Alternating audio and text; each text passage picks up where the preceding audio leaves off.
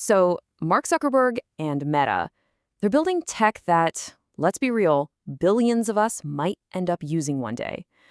But have you ever stopped to ask, what kind of future are they actually trying to build?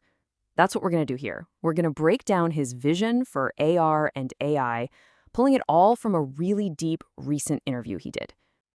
And you know what? It all kicks off with something that sounds like it's straight out of a movie. Seriously. We're talking about prototype holographic glasses, the kind of thing they've been working on for a decade. The dream here is to have a device that looks like a normal pair of glasses, but can project real, interactive holograms right into the world in front of you, which, of course, brings up a massive question. I mean, is this whole thing just about making cool new gadgets? Or is there something bigger, a deeper mission going on here? To figure that out, we've got to look past the hardware itself and really dig into the big ideas that are pushing this whole thing forward. Okay, so here's our game plan for breaking this all down. We're going to hit 5 key areas. First, we'll start with those crazy sci-fi glasses. Then we'll pull back a bit to see the whole range of devices Meta has in the works.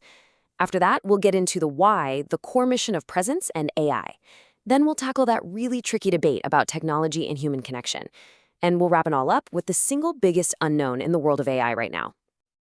All right, let's dive into part 1. We're talking about the most ambitious piece of tech in their whole lineup. And you've got to understand, this isn't just supposed to be some new accessory. The vision here is for this to be the next major computing platform. And look, the vision for these things is, well, it's pretty staggering. Zuckerberg talks about a future where you could be playing a game of poker with your friend's hologram, even if they're on the other side of the planet, and it would feel like they're sitting right across the table. He's betting this is going to totally remake, well, everything. How we work, how we learn, you name it. The idea is that this will eventually replace the phone as the main way we interact with all our digital stuff. But here's the thing, those Tony Stark glasses, that's like the ultimate high-end dream, right? The actual strategy is way broader than that. They're trying to build a whole family of devices, something for everyone at different price points. You can think of it as a whole spectrum of reality. So Meta's game plan here really breaks down into 4 different types of products. At the most accessible end, you've got glasses with no screen at all, like the Ray-Ban Metas, which are all about talking to an AI. Then you take a step up and you get a simple heads-up display, for seeing texts or directions. Then you get to the really high-end stuff, the full holographic AR glasses we were just talking about. And of course, there are the full headsets like the Quest, which will always be the most powerful for those super immersive experiences. Okay, so that's the what. That's the hardware they're building. But what about the why? Why are they doing all this? Well, according to Zuckerberg, this whole massive decade-long project really comes down to 2 big ideas, 2 core goals. And it's actually pretty simple when you boil it down.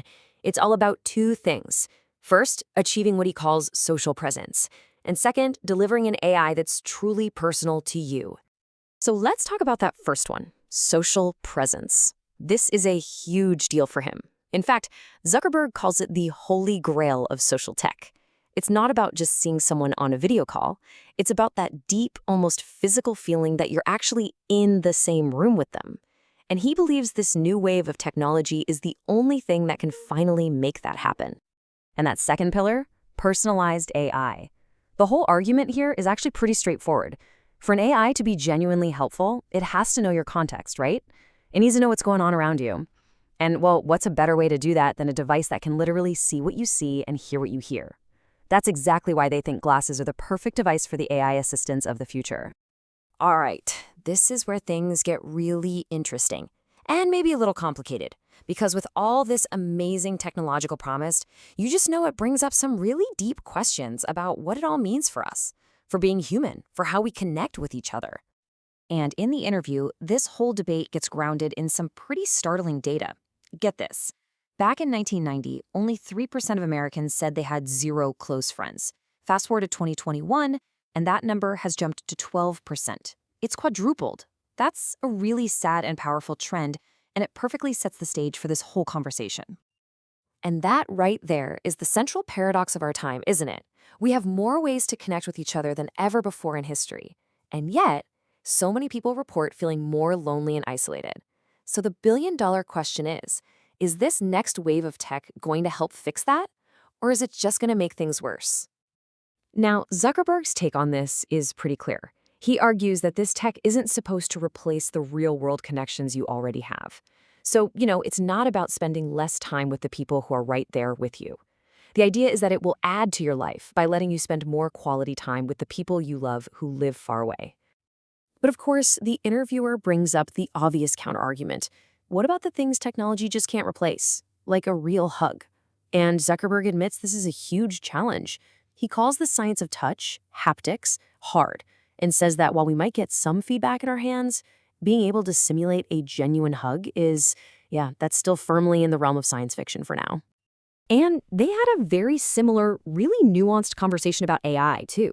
I mean, an AI that can instantly translate any language, that sounds like a total win, right? But what about an AI that helps a kid learn how to talk about their feelings? That struggle to find the right words, that's actually how we learn and grow. That's a good kind of struggle. So the real question becomes, how do you build an AI that gets rid of the annoying friction in life without also getting rid of the important struggles that help make us who we are? Okay, so for our last section, let's look ahead, because this entire vision, all of it, is built on one massive assumption about where AI is going. And honestly, it's probably the biggest unanswered question in the entire field today. As Zuckerberg explains it, with the older AI models, you'd eventually hit a wall. You'd hit a plateau where they just stopped getting smarter. But with the models we have today, it seems like no matter how much data or computing power they throw at them, they just keep getting better and better. As he says, we haven't found the end yet. This idea has a name. It's called AI scaling. And it's basically a giant bet. A bet that this incredible exponential growth is just going to keep going. That there isn't some hidden wall right around the corner where all this progress just stops. And the stakes riding on that bet? They are absolutely enormous. Just how enormous are we talking? Well, we're talking about an investment of hundreds of billions of dollars in just the computer chips and data centers to power all this. Meta is essentially betting the entire company that this trend, this AI scaling, is the real deal and it's going to continue for a long, long time. And so that leaves us with the final and maybe the most important question of all. Is this mind-blowing acceleration of AI going to keep going, unlocking this feature of holograms and super smart personal assistants? Or is it all about to hit a wall, sending the next decade of technology in a completely different direction? Whichever way it goes, the answer is probably going to define the worlds that all of us live in.